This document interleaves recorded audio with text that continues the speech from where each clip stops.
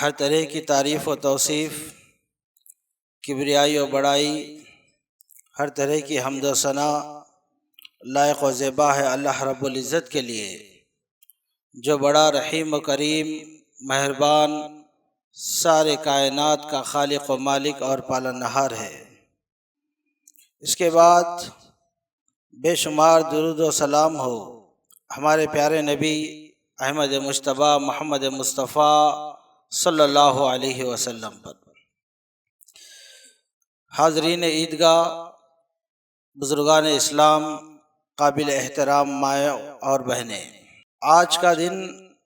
ہمارے لیے عید الاضحیٰ خوشی کا دن ہے،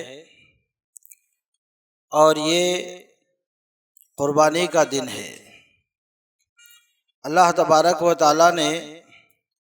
قرآن مجید میں ارشاد فرمایا، سورہ حج میں اللہ تبارک و تعالیٰ ارشاد فرماتا ہے،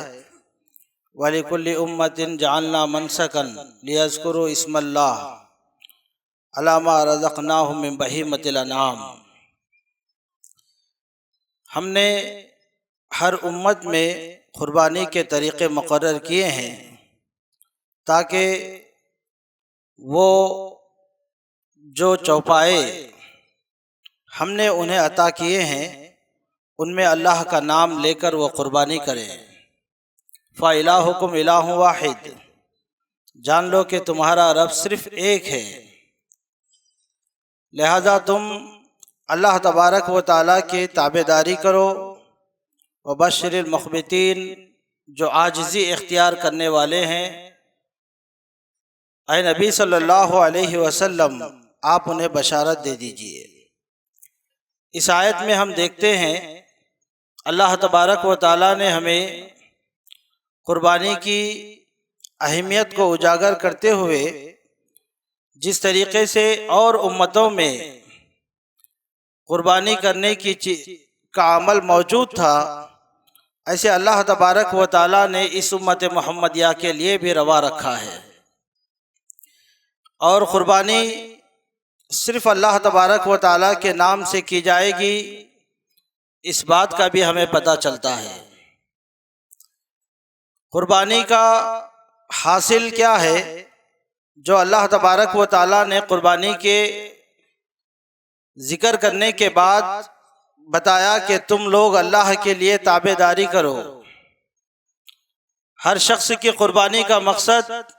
صرف یہ ہے کہ وہ بندہ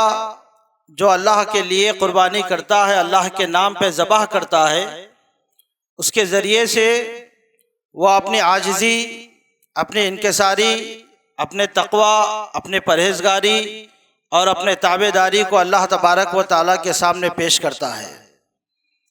اللہ تبارک و تعالیٰ نے ایک اور جگہ قرآن مجید میں ارشاد فرمایا، فَصَلِّ لِرَبِّكَ وَانْحَرْ، تمہارے رب کے لیے نماز پڑھو اور تمہارے رب کے لیے قربانی کرو۔ اس میں دیکھیے اللہ تبارک و تعالیٰ نے نماز جیسی عظیم عبادت کے ساتھ قربانی کا ذکر کیا ہے، اس سے بھی اس کی اہمیت سمجھ میں آتی ہے۔ قرآن میں ایک اور جگہ اللہ نے ارشاد فرمایا، قُلْ إِنَّ صَلَاتِي وَنُسُكِي وَمَحْيَايَ وَمَمَاتِي لِلَّهِ رَبِّ الْعَالَمِينَ، اے نبی صلی اللہ علیہ وسلم آپ کہہ دیجئے کہ میری نماز، میری قربانی، میری زندگی، میری موت، سب کچھ اللہ رب العالمین کے لیے ہے۔ تو قربانی بڑی اہمیت ہے قرآن و حدیث کے اندر اس کی۔ اللہ کے نبی صلی اللہ علیہ وسلم ہر سال قربانی کیا کرتے تھے، اور خصوصاً حجۃ الوداع کے موقع پر اللہ کے نبی صلی اللہ علیہ وسلم نے 100 جانوروں کی قربانی دی، اور اسی کی تعلیم ہر سال جو استطاعت مند ہے، جس کے پاس قربانی کرنے کا اتنی طاقت ہے،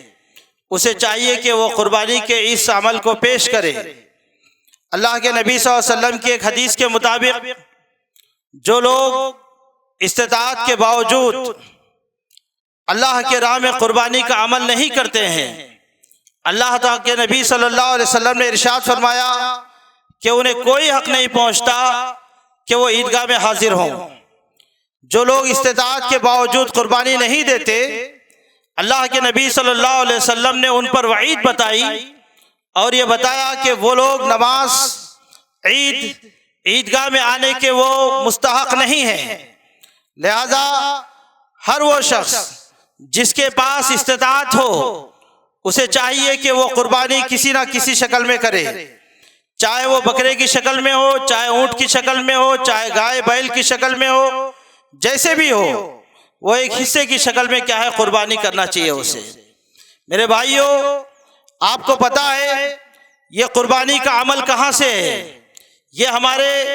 جد امجد حضرت ابراہیم علیہ السلام کی سنت ہے۔ جب ہم اس سنت کی بات کرتے ہیں، حضرت ابراہیم علیہ السلام کی بات کرتے ہیں، تو ہمارے سامنے ایک بہت بڑی تاریخ آتی ہے۔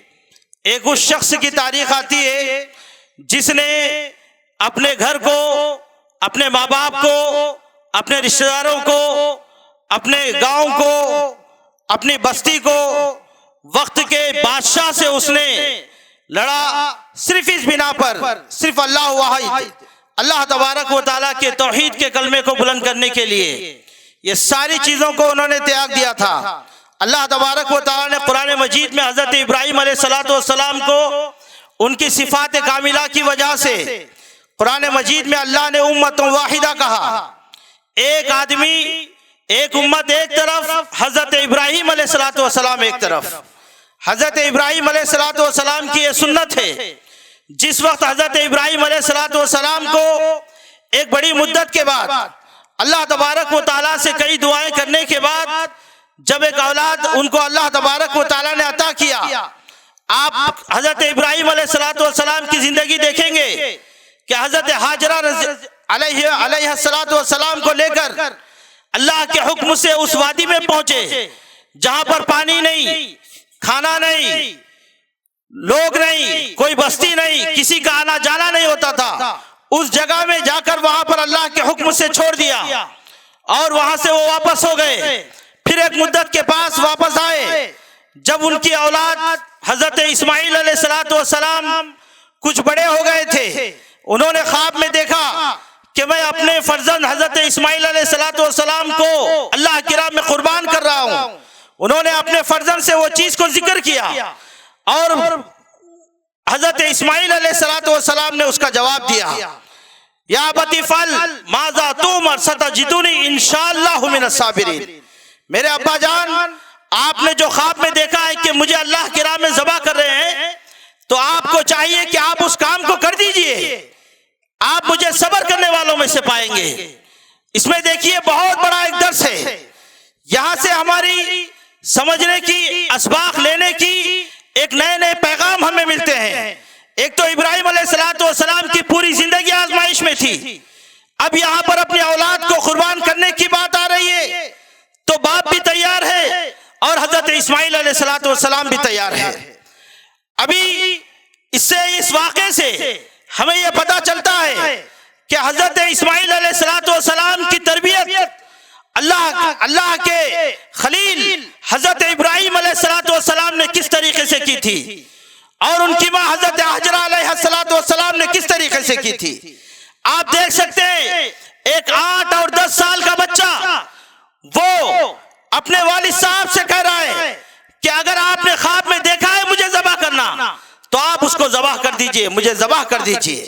میری قربانی اللہ کے سامنے پیش کر دیجئے۔ اور انہوں نے پیش کیا۔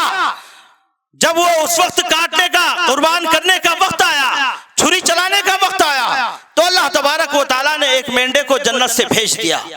اور اس حضرت اسماعیل علیہ السلام کی جگہ میں کیا ہے، اس دمبے کو ذبح کر دیا گیا تھا۔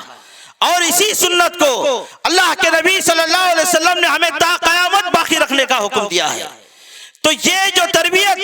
اپنے اولاد کی ہونی چاہیے، ہمیں تربیت کا بہت بڑا ایک درس ملتا ہے یہاں پر کہ کس طریقے سے ہمیں اپنے اولاد کی تربیت کرنی چاہیے۔ آج ہمارے ماحول میں دیکھیے، اپنے گھروں میں دیکھیے، جب ہم والدین کی حیثیت سے ہمارے اندر کتنی تربیت، دینی تربیت کا کیا انتظام ہم اپنے اولاد کو کر رہے ہیں، کس طریقے سے اپنی اولاد کو ہم دیندار بناتے ہیں، کیا آیا ہماری اولاد دیندار ہے یا نہیں، اس کی بھی ہمیں فکر ہے۔ یا نہیں، اس کا بھی ہمیں کوئی خیال نہیں ہے۔ تو ہمیں چاہیے کہ ہم حضرت ابراہیم علیہ السلام جو ہمارے لیے اللہ تبارک و تعالیٰ نے جسے اسوہ بنایا، جس کی پیروی کے اللہ کے نبی صلی اللہ علیہ وسلم کو حکم دیا، جس کے بارے میں ساری امت کو اللہ کے نبی صلی اللہ علیہ وسلم کے ساتھ ساتھ ساری امت کو حکم دیا کہ تم لوگ ملت ابراہیمی کی اتباع کرو، ملت ابراہیمی کی تابعداری کرو۔ یہ جو اللہ کے نبی صلی اللہ علیہ وسلم نے جو ملت ابراہیمی کو زندہ رکھا ہے، اس کا ایک پیغام یہ ہے کہ ہم اپنے اولاد کو کھنگالیں، اپنے اولاد کی فکر کریں، انہیں ڈاکٹر بناؤ، انہیں انجینئر بناؤ، انہیں بڑے سے بڑے ملازم بناؤ، دنیا کی دولت کمانے دو انہیں، لیکن ساتھ ساتھ ان کے اندر کیا ہے، دین کا بھی جذبہ پیدا کیجئے، دینی تربیت بھی کیجئے۔ یہ قربانی نہیں ہے، یہ ہمارے جذبات کی قربانی ہے، یہ قربانی نہیں ہے، یہ ہمارے نفسانی خواہشات کی قربانی ہے، یہ قربانی نہیں ہے، یہ وہ ہمارے ایمان اور عقیدے کو پختہ کرنے اور اللہ تبارک و تعالیٰ کی توحید کو زندہ کرنے کا ایک طریقہ ہے جسے اللہ کے نبی صلی اللہ علیہ وسلم نے زندہ رکھا ہے۔ اگر آج ہم قربانی کر رہے ہیں تو اس کا ایک مقصد یہ بھی ہونا چاہیے کہ آج تو ہم صرف جانور قربان کر رہے ہیں، لیکن وقت آئے گا تو ہم اپنی مال قربان کریں گے، اپنی جان قربان کریں گے، اور بھی وقت آئے گا جیسے بھی اسلام کے لیے ضرورت ہوگی ہر طریقے کی قربانی دینے کے لیے ہمیں تیار ہونے رہنا چاہیے۔ تو یہ چند اسباب ہیں، چند چیزیں ہیں جو ہماری آج کی عید ہمیں پیغام دیتی ہے۔ ابراہیم علیہ السلام کی ساری زندگی آزمائش میں تھی۔ آپ دیکھیے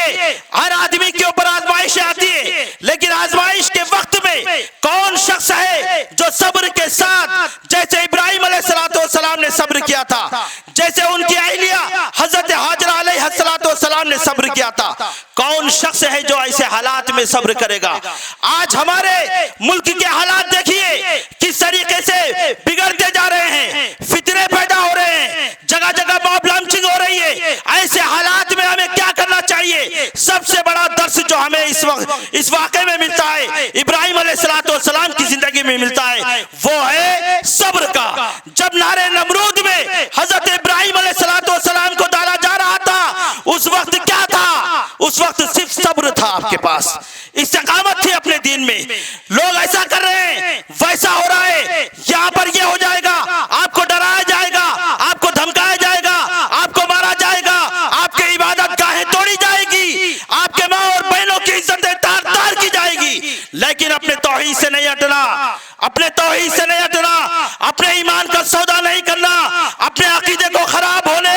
کبھی بھی نہیں دینا چاہیے، چاہے ہماری جان چلی جائے، چاہے جو ہمارے ساتھ ہو جائے، لیکن ہر حال میں کیا ہے، ہمیں اپنے ایمان کو اور عقیدے کو باقی رکھنا چاہیے۔ یہ درس کیا حضرت ابراہیم علیہ السلام کی زندگی سے ملتا ہے، اور میری ماؤں کے لیے، میری بہنوں کے لیے بھی بہت بڑا درس ہے، جس میں حضرت ہاجرہ علیہ السلام اپنے ایک لڑکے کو لے کر بیٹھی ہوئی ہے، حضرت ابراہیم علیہ السلام چھوڑ کے جا رہے تھے اور وہ تعجب سے دیکھنے لگی، پریشان تھی۔ اس وقت انہوں نے کہا، ایک بار پوچھا، دو بار پوچھا، تین بار پوچھا، ایسے ہمیں بے آب و گیا جگہ میں چھوڑ کر جا رہے ہو، وادی زیزرا میں چھوڑ کر جا رہے ہو، کیا یہ اللہ کا حکم ہے؟ حضرت ابراہیم علیہ السلام نے کہا ہاں اللہ کا حکم ہے۔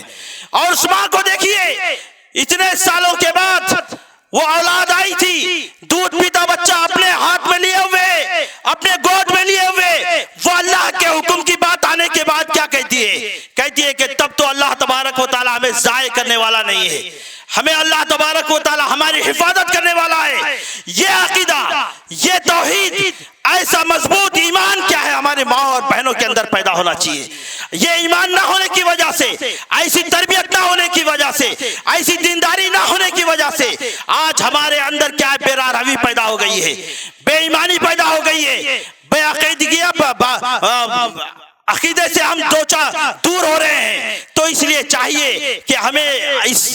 حضرت ابراہیم علیہ السلام کی زندگی سے ہم سبق لیں۔ تو یہ چند باتیں تھی جس کو کیا ہے میں نے آپ کے سامنے ذکر کیا ہے۔ اللہ تبارک و تعالیٰ سے دعا ہے، اللہ تبارک و تعالیٰ ہم تمام مسلمانوں کو آج ہم نے یہاں پر جو جمع ہوئے ہیں، اللہ تبارک و تعالیٰ ہمارے جمع ہونے کو قبول فرمائے، اللہ تبارک و تعالیٰ ہماری عبادتوں کو قبول فرمائے، اللہ تبارک و تعالیٰ ہماری قربانیوں کو قبول فرمائے، اللہ تبارک و تعالیٰ قربانی میں جو اخلاص، وللہیت، تقوی، عاجزی، تابع داری جس کا اللہ نے ہم سے مطالبہ کیا ہے، اللہ تبارک و تعالیٰ ان عاجزی کو اس اخلاص و للہیت کے ساتھ قربانی کرنے کی ہمیں توفیق عطا فرمائے۔ اللہ تبارک و تعالیٰ ہم تمام مسلمانوں کو امن و امان کے ساتھ پورے دنیا کے مسلمانوں کو امن و امان میں رکھے، خصوصاً ہندوستان کے مسلمانوں کو اللہ تبارک و تعالیٰ اپنے امن و امان اور حفاظت میں رکھے۔ اللہ تبارک و تعالیٰ ہمارے دین کی حفاظت فرما، اللہ تبارک و تعالیٰ ہماری حفاظت فرما، اللہ تبارک و تعالیٰ ہماری ماؤں کی بہنوں کی حفاظت فرما،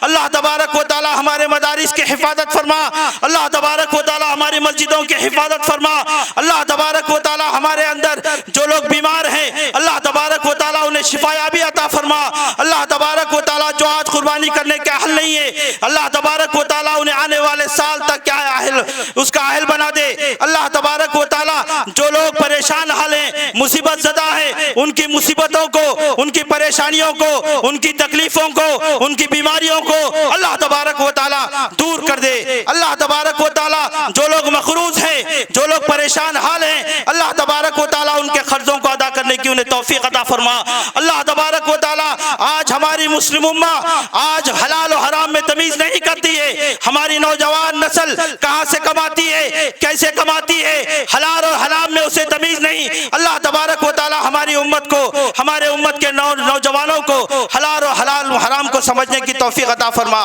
حلال کو کھانے، حلال کو پہننے، حلال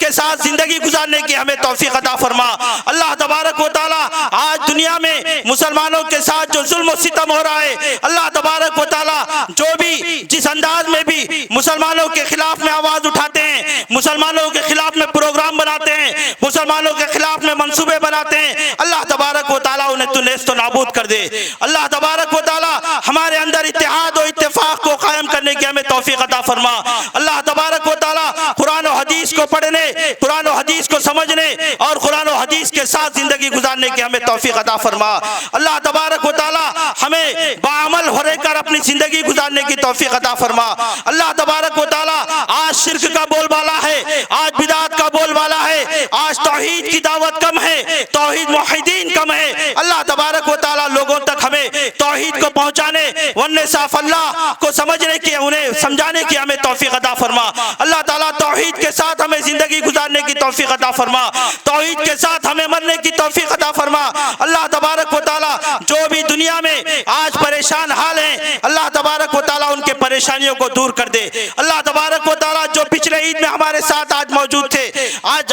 پچھلے عید میں جو موجود تھے لیکن آج وہ موجود نہیں ہے، آج وہ مرحومین ہیں یا جو خواتین ہو، جو مرد حضرات ہو جو مر گئے ہیں، جو انتقال کر گئے ہیں اللہ تبارک و تعالیٰ تو ان کی مغفرت فرما، اللہ تبارک و تعالیٰ تو ان کی مغفرت فرما، اللہ تبارک و تعالیٰ ہمارے عذاب قبر کو آسان کر دے، اللہ تبارک و تعالیٰ ہمیں اپنے عذاب قبر کے سوالوں کا جواب دینے کی تیاری دنیا میں کرنے کی ہمیں توفیق عطا فرما، اللہ تبارک و تعالیٰ جو کچھ بھی ہم نے آج یہاں پر سنا ہے اللہ تبارک و تعالیٰ تو اسے قبول فرما، اللہ تبارک و تعالیٰ اس پہ عمل کرنے کی توفیق عطا فرما، اسلام کے ساتھ زندہ رہنے اور مسلمان بن کر مرنے کی ہمیں توفیق عطا فرما، وآخر الدعوانا الحمدللہ رب العالمین۔